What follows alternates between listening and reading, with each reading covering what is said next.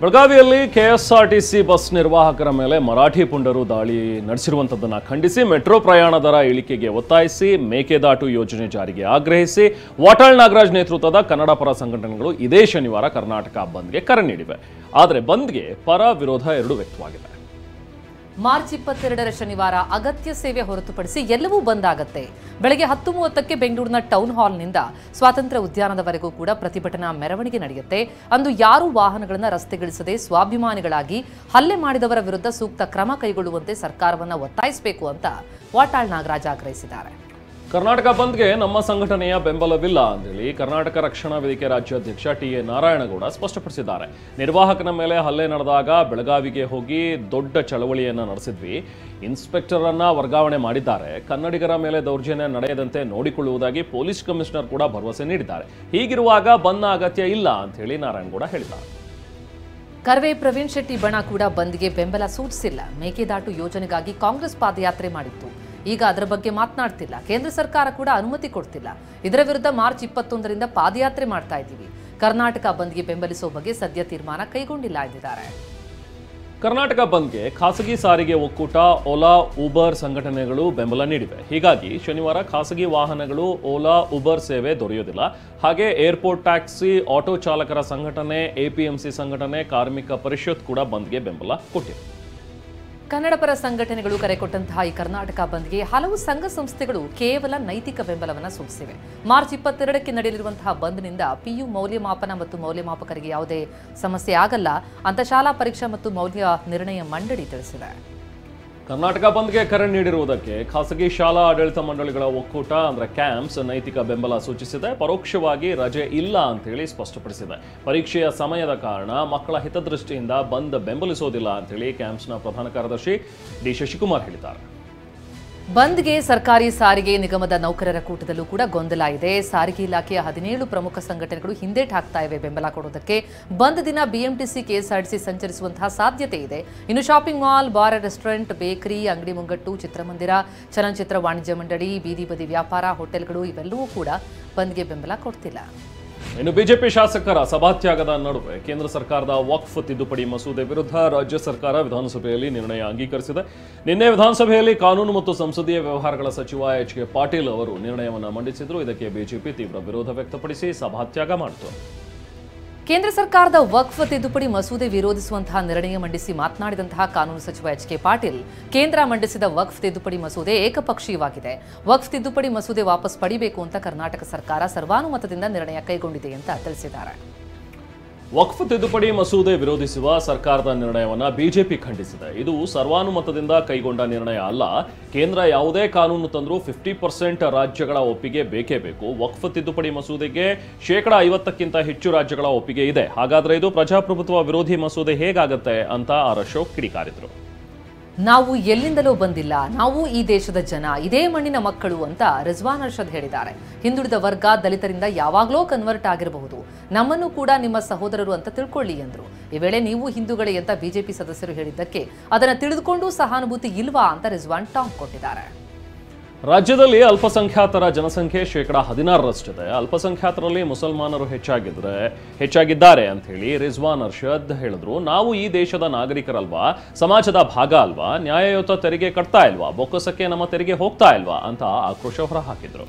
ಹಲಾಲ್ budget ಎಂಬ ಟೀಕೆಗೂ ಕೂಡ ರಿಜ್ವಾನ್ ಅರ್ಷದ್ ತಿರುಗೇಟು ಕೊಟ್ಟಿದ್ದಾರೆ. ಪ್ರಧಾನಿ ಮೋದಿ ಅವರು ಮುಸಲ್ಮಾನ್ ಯುವಕರಿಗೆ ಒಂದು ಕೈಯಲ್ಲಿ ಕುರಾನ್ ಮತ್ತೊಂದು ಕೈಯಲ್ಲಿ ಕಂಪ್ಯೂಟರ್ ಹಿಡಿಯುವಂತಾಗಬೇಕು ಮುಸಲ್ಮಾನ್ ಯುವಕರು ಅಂತ ಹೇಳ್ತಾರೆ. ಪ್ರಧಾನಿ ಮಾತು ಕೇಳಿ ನಮಗೆ ಖುಷಿ ಆಯಿತು, ಆದರೆ ಇಲ್ಲಿ ಬಿಜೆಪಿಯವರೇ ಪ್ರಧಾನಿ ಆಶಯಕ್ಕೆ ವಿರುದ್ಧವಾಗಿ ನಡ್ಕೊಳ್ತಿದ್ದಾರೆ ಅಂತ ರಿಜ್ವಾನ್ ಕಿಡಿಕಾರಿದ್ದಾರೆ. ರಿಜ್ವಾನ್ ಅರ್ಷದ್ ಹೇಳಿಕೆಗೆ ಆಕ್ಷೇಪ ವ್ಯಕ್ತಪಡಿಸಿದ ಬಿಜೆಪಿ ಶಾಸಕ ಸಿದ್ದು ಸವದಿ, ಮುಸ್ಲಿಮರಿಗೆ ಬಜೆಟ್ನಲ್ಲಿ ಹೆಚ್ಚು ಅನುದಾನ ಕೊಟ್ಟಿದ್ದಾರೆ, ಆದರೆ ವೀರಶೈವರು ಮನುಷ್ಯರಲ್ವಾ ಅಂತ ಪ್ರಶ್ನಿಸಿದ್ರು. ಇನ್ನು ರಿಜ್ವಾನ್ ಮಾತಿಗೆ ಕುಹಕವಾಡಿದ ಯತ್ನಾಳ್, ಕಂಪ್ಯೂಟರ್ ಹಿಡಿಯುವ ಕೈಯಲ್ಲಿ AK-47 ಹಿಡಿದುಕೊಳ್ತಾ ಇದ್ದಾರಲ್ಲ, ಇಸ್ಲಾಂನಲ್ಲಿ ಸಹೋದರತ್ವವೇ ಇಲ್ಲ ಅಂತ ಹೇಳಿದ್ದು ವಾಕ್ಸಮರಕ್ಕೆ ಕಾರಣವಾಯಿತು. ಮುಸ್ಲಿಮರಿಗೆ ಮೀಸಲಾತಿ ವಿಚಾರದಲ್ಲಿ ಜಟಾಪಟಿ ಒಂದು ಕಡೆಯಾದರೆ ಡಾಕ್ಟರ್ ಅಂಬೇಡ್ಕರ್, ಸಾವರ್ಕರ್ ವಿಚಾರ ಕೂಡ ಸದನದಲ್ಲಿ ಗದ್ದಲಕ್ಕೆ ಕಾರಣ ಆಯಿತು. 1 ನೇಷನ್ 1 ಎಲೆಕ್ಷನ್ಗೆ ವಿರೋಧ ವ್ಯಕ್ತಪಡಿಸಿದ ಪ್ರಿಯಾಂಕ್ ಖರ್ಗೆ 2 ನೇಷನ್ ಥಿಯರಿ ಹೇಳಿದ್ದೇ ಸಾವರ್ಕರ್, ಇದು ಮಹಾಸಭಾದಲ್ಲಿ ಹೇಳಿದ್ದು, ಬೇಕಿದ್ರೆ ಚಾಲೆಂಜ್ ತೆಗೆದುಕೊಳ್ಳಿ ಅಂತ ಹೇಳಿದರು. ರಾಮನಗರಕ್ಕೆ ಬೆಂಗಳೂರು ದಕ್ಷಿಣ ಜಿಲ್ಲೆ ಅಂತ ಹೆಸರಿಡಲು ಕುಮಾರಸ್ವಾಮಿ ಅಡ್ಡಗಾಲು ಹಾಕ್ತಾ ಇದ್ದಾರೆ. ಕೇಂದ್ರ ಗೃಹ ಸಚಿವ ಅಮಿತ್ ಶಾ ಬಳಿ ಅನುಮತಿ ನೀಡದಂತೆ ಕೇಳಿಕೊಂಡಿದ್ದಾರೆ.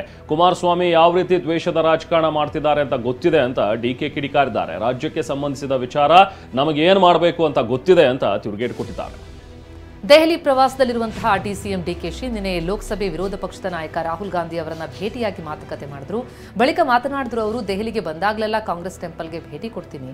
ಕರ್ನಾಟಕದಲ್ಲಿ 100 ಕಾಂಗ್ರೆಸ್ ಕಚೇರಿಗಳಿಗೆ ಅಡಿಕಲ್ಲು ಹಾಕಲಿಕ್ಕೆ ಆಹ್ವಾನಿಸಿದ್ದೇನೆ ರಾಹುಲ್ ಗಾಂಧಿ ಅವರನ್ನ ಅಂತ ಹೇಳಿದ್ದಾರೆ. ಪಕ್ಷದ ಇತ್ತೀಚಿನ ಬೆಳವಣಿಗೆಗಳು ಹೈಕಮಾಂಡ್ಗೆ ಗೊತ್ತಿವೆ ಅಂತ ಡಿಕೆ ಶಿವಕುಮಾರ್ ಹೇಳಿದ್ದಾರೆ. ಸಚಿವರಿಗೆ ಜಿಲ್ಲಾ ಪ್ರವಾಸದ ಜವಾಬ್ದಾರಿಯನ್ನ ಕೊಟ್ಟಿದ್ದೀವಿ. ವಿಧಾನಸಭಾ ಕ್ಷೇತ್ರದಲ್ಲೂ ಕೂಡ ಪ್ರವಾಸಕ್ಕೆ ಹೇಳಿದ್ದೀವಿ. ಕಾರ್ಯಕರ್ತರ ಸಭೆ ಮಾಡೋದಕ್ಕೆ ಸಚಿವರಿಗೆ ಸೂಚಿಸಿದ್ದೀವಿ. ಸಭೆಯ ವರದಿ ಫೋಟೋಗಳನ್ನು ಕಳುಹಿಸಲು ರಾಹುಲ್ ಗಾಂಧಿ ಹೇಳಿದ್ದಾರೆ. ಸ್ಥಳೀಯ ಸಂಸ್ಥೆ ಚುನಾವಣೆಗೆ ತಯಾರಾಗುವಂತೆ ಹೇಳಿದ್ದಾರೆ. ಇನ್ನುಳಿದಂತೆ ಯಾವ ವಿಚಾರವನ್ನು ಕೂಡ ಮಾತನಾಡಿಲ್ಲ ಅಂತ ಹೇಳಿದರು. ಕೇಂದ್ರ ಸರ್ಕಾರ ಎಸ್ಸಿ ಎಸ್ಪಿ ಟಿಎಸ್ಪಿ ಕಾಯ್ದೆ ಜಾರಿ ಮಾಡಬೇಕು ಅಂತ ರಾಜ್ಯ ಕಾಂಗ್ರೆಸ್ ಸರ್ಕಾರ ವಿಧಾನಸಭೆಯಲ್ಲಿ ನಿರ್ಣಯ ಅಂಗೀಕರಿಸಿದೆ. ಆದರೆ ಈ ನಿರ್ಣಯ ಅಗತ್ಯ ಇಲ್ಲ ಅಂತ ಬಿಜೆಪಿ ಸದಸ್ಯರು ಆಕ್ಷೇಪಿಸಿದ್ದಾರೆ. ಮೊದಲು ದಲಿತರ ಹಣ ಬೇರೆ ಯೋಜನೆಗೆ ಬಳಸಬಾರದು, ದಲಿತರ ಹಣ ಗ್ಯಾರಂಟಿಗಳಿಗೆ ವರ್ಗಾವಣೆ ಮಾಡೋದನ್ನ ಕೈಬಿಡ್ಲಿ, ಆಮೇಲೆ ನಿರ್ಣಯ ಕೈಗೊಳ್ಳಿ ಅಂತ ಬಿಜೆಪಿ ಟಾಂಗ್ ಕೊಟ್ಟಿದೆ. ನಿಯಮ 69ರ ಅಡಿ ಕಾನೂನು ಸುವ್ಯವಸ್ಥೆ ಬಗ್ಗೆ ಚರ್ಚೆ ವೇಳೆ ದಲಿತ ಸಮುದಾಯದ ಬಗ್ಗೆ ಪ್ರಿಯಾಂಕ್ ಖರ್ಗೆ ಯಾಕೆ ಹೇಳ್ತೀರಾ ಅಂತ ಹೇಳಿ ಅರಗ ಜ್ಞಾನೇಂದ್ರ ಪ್ರಶ್ನಿಸಿದ್ರು. ಇದಕ್ಕೆ ಪ್ರಿಯಾಂಕ್ ಖರ್ಗೆ, ನಾನು ಯಾರು? ದಲಿತ ಸಮುದಾಯದಿಂದ ಬಂದವನು, ನಾನು ಬ್ರಾಹ್ಮಣ ಸಮುದಾಯದಿಂದ ಬಂದಿಲ್ಲ. ನನ್ನ ಬಗ್ಗೆ ನಿಮಗೆ ಯಾಕೆ ಅಷ್ಟು ಅಸಹನೆ, ಅಷ್ಟು ಕೋಪ ಅಂತ ಗರಂ ಆದರು. ರಣ್ಯಾರಾವ್ ಗೋಲ್ಡ್ ಸ್ಮಗ್ಲಿಂಗ್ ಪ್ರಕರಣ ನಿನ್ನೆಯೂ ಕೂಡ ವಿಧಾನಸಭೆಯಲ್ಲಿ ಸದ್ದು ಮಾಡಿತು. ಇಬ್ಬರು ಸಚಿವರ ಬೆಂಬಲ ಇದೆ ಎಂಬ ಸುನಿಲ್ ಕುಮಾರ್ ಆರೋಪಕ್ಕೆ ಕೆಂಡ ಕಾರದ ಪ್ರಿಯಾಂಕ್ ಖರ್ಗೆ, ಗಾಳಿಯಲ್ಲಿ ಎಷ್ಟು ದಿನ ಅಂತ ನೀವು ಗುಂಡು ಹೊಡಿತೀರಾ? ಒಬ್ರ ಇಬ್ರ ಮೂರ ಅಥವಾ ಕೇಂದ್ರ ಸಚಿವರು ಇದ್ದಾರಾ? ತನಿಖೆ ಮುಗಿಯೋವರೆಗೆ ಸುಮ್ಮನಿರಿ ಎಂದರು. ವಿಧಾನ ಪರಿಷತ್ನಲ್ಲೂ ಕೂಡ ಮುಸ್ಲಿಂ ಮೀಸಲಾತಿ ವಿಚಾರ ಜಟಾಪಟಿಗೆ ಕಾರಣವಾಯಿತು. ಹಲಾಲ್ ಬಜೆಟ್, ತುಷ್ಟೀಕರಣದ ಬಜೆಟ್ ಅಂತ ಹೇಳಿದಂಥ ಸಿಟಿ ರವಿ ವಿರುದ್ಧ ಸಚಿವ ಚಲುವರಾಯಸ್ವಾಮಿ ತಿರುಗಿಬಿದ್ರು.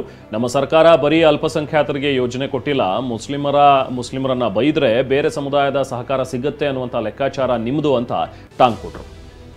ಗಮನ ಸೆಳೆಯುವ ಸೂಚನೆಯಡಿ ತೊಗರಿಬೇಳೆ ರೋಗದ ಪರಿಹಾರಕ್ಕೆ ವಿಧಾನ ಪರಿಷತ್ನಲ್ಲಿ ಪ್ರತಿಪಕ್ಷಗಳು ಆಗ್ರಹಿಸಿದ್ವು. ಇದಕ್ಕೆ ಉತ್ತರಿಸಿದಂತಹ ಕೃಷಿ ಸಚಿವ ಚಲುವರಾಯಸ್ವಾಮಿ, ಒಂದೇ ಬೆಳೆಗೆ ತುರ್ತು ಪರಿಹಾರ ಕೊಡೋದಕ್ಕಾಗಲ್ಲ, ಒಂದಕ್ಕೆ ಪರಿಹಾರ ಕೊಟ್ಟರೆ ಎಲ್ಲಾ ಬೆಳೆಗೂ ಪರಿಹಾರ ಕೊಡಬೇಕಾಗತ್ತೆ. ಸಿಎಂ ಜೊತೆ ಚರ್ಚೆ ಮಾಡಿ ತೀರ್ಮಾನ ಮಾಡ್ತೀವಿ ಎಂದರು. ಒಳ ಮೀಸಲಾತಿ ಜಾರಿಗೆ ಆಗ್ರಹಿಸಿ ಮಾದಿಗ ಸಮುದಾಯ ಮುಖ್ಯಮಂತ್ರಿ ಸಿದ್ದರಾಮಯ್ಯ ಅವರಿಗೆ ಮನವಿ ಸಲ್ಲಿಸಿದೆ. ಒಳ ಮೀಸಲಾತಿಗಾಗಿ ಆಗ್ರಹಿಸಿ ಫ್ರೀಡಂ ಪಾರ್ಕ್ನಲ್ಲಿ ಪ್ರತಿಭಟನೆ ನಡೆಸ್ತಾ ಇದ್ರು. ನಿನ್ನೆ ಸಚಿವರ ನೇತೃತ್ವದಲ್ಲಿ ಮಾದಿಗ ಸಮುದಾಯದ ಮುಖಂಡರು ಮುಖ್ಯಮಂತ್ರಿ ಸಿದ್ದರಾಮಯ್ಯ ಅವರನ್ನ ಭೇಟಿಯಾಗಿ ಮನವಿ ಸಲ್ಲಿಸಿದರು.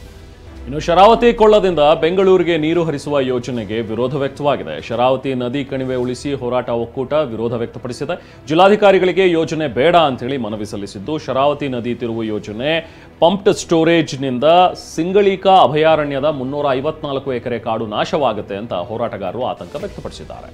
ಪಂಜಾಬ್ನ ಮೊಹಾಲಿಯಲ್ಲಿ ರೈತ ನಾಯಕರು ಹಾಗೂ ಕೇಂದ್ರ ಕೃಷಿ ಸಚಿವ ಶಿವರಾಜ್ ಸಿಂಗ್ ಚೌಹಾಣ್ ಜೊತೆ ಮಾತುಕತೆ ಮುರಿದು ಬಿದ್ದ ಬೆನ್ನಲ್ಲೇ ರೈತರು ರೊಚ್ಚಿಗೆದ್ದಿದ್ದಾರೆ. ನೇರವಾಗಿ ಶಂಭುಗಡಿಯತ್ತ ನುಗ್ಗಲು ಯತ್ನಿಸಿದ್ದ ರೈತ ಮುಖಂಡರನ್ನ ವಶಕ್ಕೆ ಪಡೆಯಲಾಗಿದೆ. ಸರ್ವನ್ ಸಿಂಗ್ ಪಂಧೇರ್ ಹಾಗೂ ಜಗಜಿತ್ ಸಿಂಗ್ ದಲೇವಾಲ್ ಸೇರಿದಂತೆ ಪ್ರಮುಖ ರೈತ ನಾಯಕರನ್ನ ವಶಕ್ಕೆ ಪಡೆಯಲಾಗಿದೆ. 9 ತಿಂಗಳುಗಳ ಕಾಲ ಅಂತಾರಾಷ್ಟ್ರೀಯ ಬಾಹ್ಯಾಕಾಶ ನಿಲ್ದಾಣದಲ್ಲಿ ಸಿಲುಕಿದ್ದ ಭಾರತೀಯ ಮೂಲದ ಅಮೆರಿಕನ್ ಗಗನಯಾತ್ರಿ ಸುನಿತಾ ವಿಲಿಯಮ್ಸ್ ಮತ್ತು ಬುಚ್ ವಿಲ್ಮೋರ್ ಸುರಕ್ಷಿತವಾಗಿ ಭೂಮಿಗೆ ವಾಪಸ್ಸಾಗಿದ್ದಾರೆ. ಇಬ್ಬರನ್ನು ಹ್ಯೂಸ್ಟನ್ನಲ್ಲಿರುವಂತಹ ನಾಸಾದ ವಿಶೇಷ ಚಿಕಿತ್ಸಾ ಘಟಕಕ್ಕೆ ಸೇರಿಸಲಾಗಿದೆ. ಇಬ್ಬರ ಆರೋಗ್ಯ ಸ್ಥಿರವಾಗಿದೆ ಅಂತ ವೈದ್ಯರು ಖಚಿತಪಡಿಸಿದ್ದಾರೆ. ಪ್ರಧಾನಿ ಮೋದಿ ಬಗ್ಗೆ ಕಾಂಗ್ರೆಸ್ ನಾಯಕ ಶಶಿ ತರೂರ್ ಮತ್ತೊಮ್ಮೆ ಮೆಚ್ಚುಗೆಯ ಮಾತುಗಳನ್ನಾಡಿದ್ದು ಕಾಂಗ್ರೆಸ್ಗೆ ಮುಜುಗರ ತಂದಿದೆ. ರಷ್ಯಾ ಯುಕ್ರೇನ್ ನಡುವೆ ಶಾಂತಿ ಸ್ಥಾಪನೆಗೆ ಪ್ರಧಾನಿ ಮೋದಿ ಮಾಡಿದ ಪ್ರಯತ್ನಗಳನ್ನು ಇಡೀ ಜಗತ್ತು ಮೆಚ್ಚಿಕೊಂಡಿದೆ. ಇದು ಭಾರತದ ಕುರಿತು ಅಂತಾರಾಷ್ಟ್ರೀಯ ವೇದಿಕೆಗಳಲ್ಲಿ ಗೌರವ ಹೆಚ್ಚಾಗಲು ಕಾರಣವಾಗಿದೆ ಎಂದಿದ್ದಾರೆ. ಚಿನ್ನದ ಬೆಲೆಯಲ್ಲಿ ಏರಿಕೆ ಮುಂದುವರೆದಿದೆ. ಶುದ್ಧ ಚಿನ್ನದ ಬೆಲೆ 10 ಗ್ರಾಂಗೆ 700 ರೂಪಾಯಿ ಏರಿಕೆಯಾಗಿದ್ದು 91,950 ರೂಪಾಯಿ ಆಗಿದೆ. ಇದು ಸಾರ್ವಕಾಲಿಕ ದಾಖಲೆಯ ಏರಿಕೆಯಾಗಿದೆ. ಬೆಂಗಳೂರಿನಲ್ಲಿ ಪ್ರತಿ 1 ಗ್ರಾಂ ಚಿನ್ನದ ಬೆಲೆ 9,045 ರೂಪಾಯಿಗೆ ಏರಿಕೆಯಾಗಿದೆ. ಆರ್ಸಿಬಿ ತಂಡ ತವರು ಬೆಂಗಳೂರಿನಲ್ಲಿ ಆಡಲಿರುವ ಮೊದಲ ಪಂದ್ಯದ ಟಿಕೆಟ್ ಕೆಲವೇ ಗಂಟೆಗಳಲ್ಲಿ ಸೋಲ್ಡ್ ಔಟ್ ಆಗಿದೆ. ಏಪ್ರಿಲ್ 2ರಂದು ಚಿನ್ನಸ್ವಾಮಿ ಸ್ಟೇಡಿಯಂನಲ್ಲಿ ಆರ್ಸಿಬಿ ಗುಜರಾತ್ ತಂಡಗಳ ಮಧ್ಯೆ ಪಂದ್ಯ ನಡೆಯಲಿದೆ. ಟಿಕೆಟ್ ಬೆಲೆ 2,300ರಿಂದ 42,000 ರೂಪಾಯಿವರೆಗೂ ಕೂಡ ಇದೆ. 2024 ವಿಶ್ವಸುಂದರಿ ಕ್ರಿಶ್ಚಿಯನ್ ಫ್ರಿಸ್ಕೋವಾ ಭಾರತ ಪ್ರವಾಸದಲ್ಲಿದ್ದು ನಿನ್ನೆ ತೆಲಂಗಾಣದ ಪ್ರಸಿದ್ಧ ಯಾದಗಿರಿ ಗುಟ್ಟ ದೇವಾಲಯಕ್ಕೆ ತೆರಳಿ ಪೂಜೆ ಸಲ್ಲಿಸಿದರು. ಭಾರತೀಯ ನಾರಿಯಂತೆ ಸೀರೆ ತೊಟ್ಟು ದೇಗುಲದಲ್ಲಿ ರೌಂಡ್ಸ್ ಹಾಕಿದ್ದು ಅವರ ಉಗ್ರ ನರಸಿಂಹನ ಫೋಟೋ ನೀಡಲಾಗಿದೆ.